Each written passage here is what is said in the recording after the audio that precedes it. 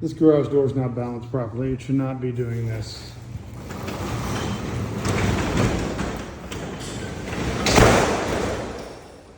You should be able to raise that garage door partially without it being very difficult, and it shouldn't slam right back down.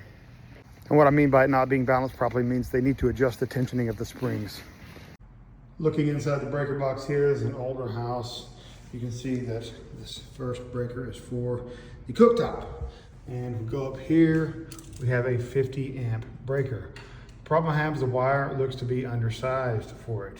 And so that can allow too much current to get to that wire. That should be on a 6-gauge wire, but if we get our wire tester gauge out here, we can see it is on an 8-gauge wire for that 50 amp breaker. So technically that breaker is oversized for the wire.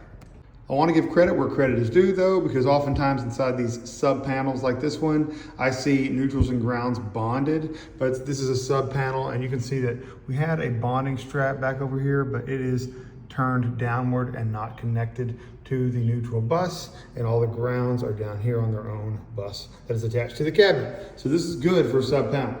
It's not a sub panel, it's got a main breaker in it, so it can't be the sub panel. Okay, well here is the main breaker, and this is the one single breaker here for the AC that's right here. Now, we've got this Generac here, so what story is that gonna tell?